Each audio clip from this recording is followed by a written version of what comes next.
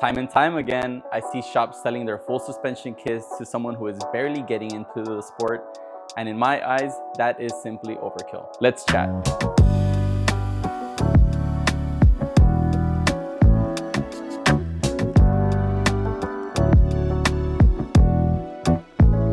Welcome back to the Saga Motorsports YouTube channel.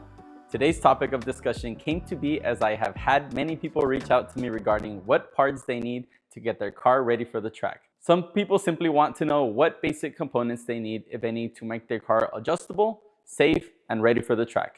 In this video, I will be breaking down what parts exactly you need to get your newer generation Porsche GT car to the track. From recent chats with a few of you, I have come to realize how important making this video is.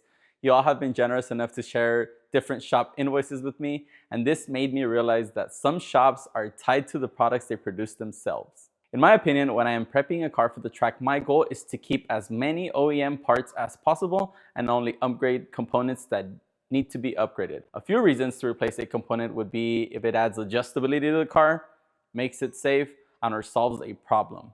Here at Saga, we work with many companies that make aftermarket components but really aren't married to any of them. This has allowed us to test different brand components, and through heavy track usage, we have been able to weigh the pros and cons of each.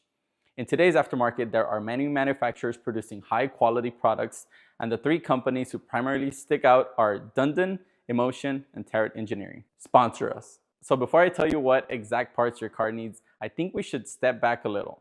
These newer cars being produced really don't need anything to be able to run laps in stock form. You can go on track, have a good time, but in that process, you will cause premature wear to the outside of your tires as the car comes from the factory with very little negative camber. That will cause degradation of the outermost part of the tire. We call that excessive tire rollover. Negative camber is important as you're essentially getting ahead of the change in camber your car experiences when it is in a high load corner. To say it simply, your car's camber becomes positive as it comes under load. If you do adjustments before to the car correctly, your tire will lay flat through the corner, leading to better grip and better tire life. So Felix, why doesn't Porsche's dedicated track cars already come with enough negative camber? The answer to this is simple. Porsche aims to strike a balance between a car that is going to be safe on the road in any condition, rain or shine, and a car that will perform on the track.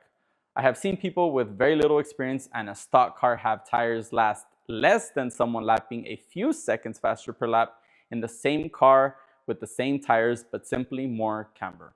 First timers that I have sent to get a full setup always come back and say, man, the car feels so much better. It's night and day. Their cars are now turning faster lap, feels more planted on the track, and they are improving lap times as the tire now has equal temperature across the entire carcass. Now, let's get into it. With every car we put on track, my goal is to put a full send setup in it. This means I am aiming for negative 3.5 degrees of camber in the front and about negative 3 in the rear.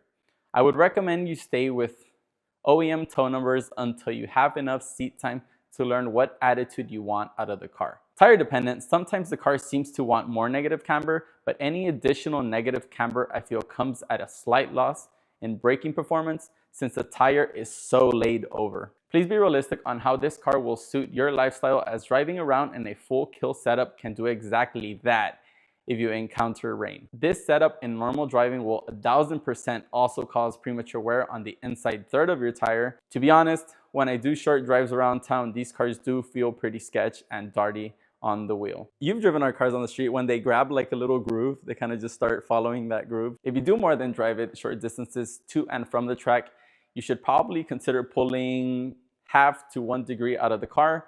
Remember, it's a compromise you must take. Let's start with the Cayman platform, the one pack of cars I love so much. If we are speaking 981 GT4, the only two mods I did to the car were put race design front camber plates on it from Tarot and their rear Motorsports tow arm kit.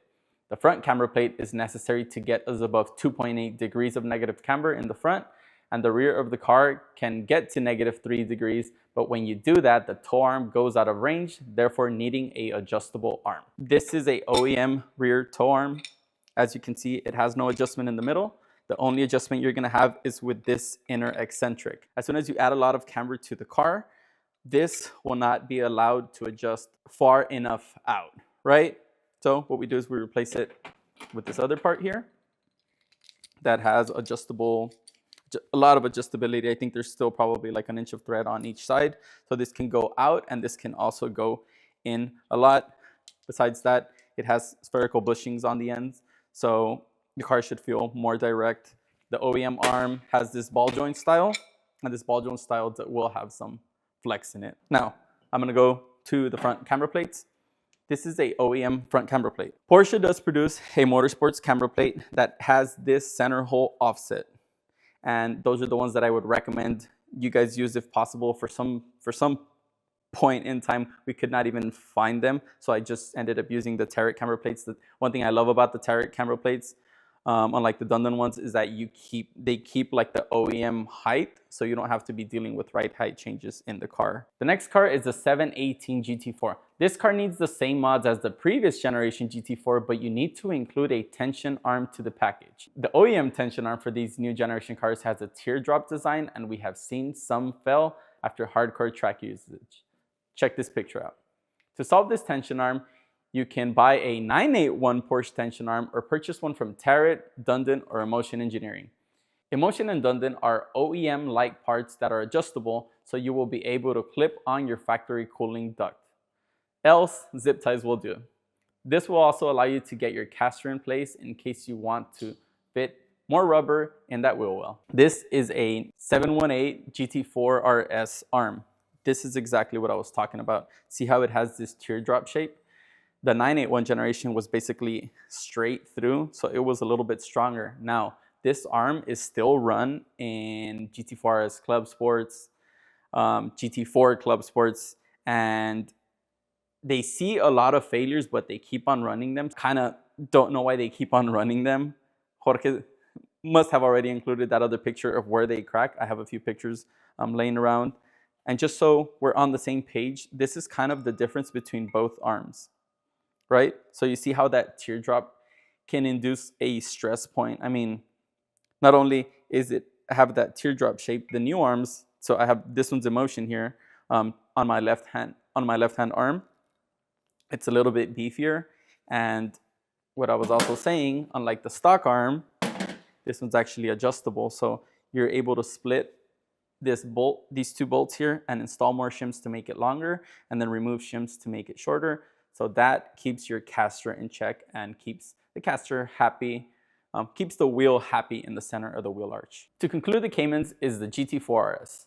This car will follow the same recipe as the new GT4, but if you are feeling like adding a bit more tire to the rear, I would recommend rear camber plates. There are currently 2 shops producing this, Immo Cars across the pond and Alex shop here in the US. I have installed both and they are both of great quality. If you do decide to squeeze a 305 on stock wheels, I would recommend the least amount of camber you run is -3.0 in the rear. This is only to avoid excessive rub to the body of the car from the inner portion of the tire. This is the Cayman GT4 rear camber plate. Now, you already see that this hole is very close to the upper bolt hole. So this goes like this in the back of the car, and then the shock goes like this, right? So the Alex shop and the Immo Cars one just moves this slightly further to the inside, which is the whole concept of adding more camber with a McPherson car. This just moves it a little bit further to the inside, and I believe it only adds like 0.5 degrees, but by adding that 0.5 degrees from the top, it also keeps you from like just having this super wide track width on the car, and then sometimes the fitment doesn't look great on some aftermarket wheels. Next, I would like to speak of 991 generation GT3s. On 991.2 and 991.1 GT3s, all we ever installed on those cars were camber plates from Tarot. The rear end of these cars are multi-link, so there is no need for aftermarket components to add adjustability. With this one mod, we put thousands of track miles on the car and they never skip the beat. Now, for 991 RS generation cars, yes, this will include 991.13 RS, 991.23 RS, and 991.2 GT2 RS. There is no need to buy any aftermarket components to throw a full kill setup on these cars. Since these cars are wide body cars, Porsche decided to offset the upper camber plates from factory to widen the track width to match the new bodies. Remember, the cars are just wider, so Porsche kept the same tub underneath but they just moved the upper strut further out, and then that pushed everything further out, so the car does have wider track width. What we do is grab the camber plate from the front right side and install it in the left shock, and vice versa. Some companies call these Motorsport camber plates, and they are free and already installed, but backwards on these generation cars. Again, just with this modification, we have put up to 24,000 track miles on a 991.1 GT3 RS. Eventually, it wore through some OEM rear rubber bushings, but that high mileage machine did just fine on all OEM components. Remember, Caymans and 991 generation cars are McPherson strut in the front axle, so installing camber plates will suck the top of the wheels in. This will give you poor wheel tire fitment, but luckily most wheel manufacturers know that hardcore track guys are using camber plates, so they will have you taken care of. Since we are sinking the top of the wheel in more than factory, we have not seen the need for aftermarket front toe arms. The OEM toe arms have taken plenty of abuse for plenty of miles, believe me. Now, if you decide to find all the camber with aftermarket extended lower control arms, that is when you will be in need of an extended tie rod. One of the benefits of an aftermarket toe arm is going to be that you're going to have a better Heim, but the reason they call it an extended toe arm is simply because it's going to have about an inch or maybe 10-15 threads more than the OEM. Now, the reason it's sitting here and not on one of our cars is because I do not feel the need to remove the OEM arms from the car. I'm not saying this is a bad component. I'm just saying it's kind of unnecessary since we have added camber plates that sucks the top of the tire in, and this is kind of just a bonus. Some people say this will help with bump steer and other problems, but I don't consider the OEM toe arm problematic. Not only that, but you will have to find a more custom wheel setup as you will be pushing the entire shock assembly closer to the fender. Widening the front track should yield more front grip, but I do feel this is the road less traveled. Also, why buy two expensive aftermarket components when one component gives you similar adjustability? I would also recommend when going above 3.5 degrees of negative camber to install thrust arms to keep caster numbers low and wheel fitment with the wheel well proper. When caster numbers get past 9 degrees, it is very likely you will see tire rub on the front side of the fender liners. Last but not least, let's talk 992 GT3 and 3RS models. These cars come fully adjustable from the factory to the point where you can max them out and run about negative 3.4 degrees of camber in the front, and the car comfortably gets to 2 and past 3 in the rear. This generation cars are double wishbone, so adding a camber plate to the strut does nothing to add camber to the car. With this 992 generation, there are companies making a shorter camber block for where the upper control arm attaches to the upright. This again sucks the top of the wheel in, therefore adding camber. We haven't seen the need to swap toe arms in these cars as there are plenty of threads left and our cars have done great even with sticky rubber this way. Last arm I have on the table, this is a 992 arm, and I just wanted to show this. This is from our boys over at Dundon.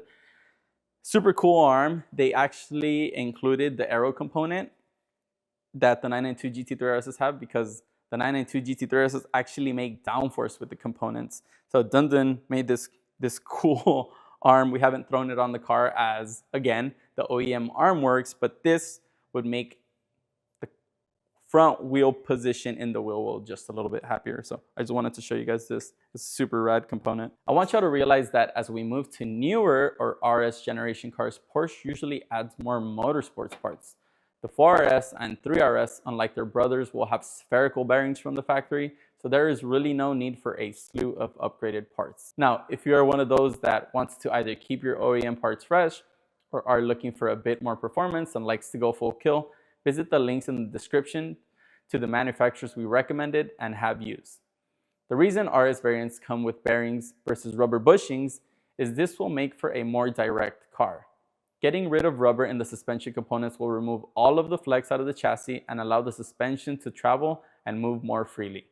If you think about it, the car will keep an alignment better as there is no unnecessary flex in components. Before you do that, I would recommend you go to a qualified shop and have them check out your car. Time and time again, I see people purchase full kits and replace parts for aftermarket parts that were 1-for-1 with what came off the car. Like I said in the beginning, I always aim to keep as much components as stock as possible.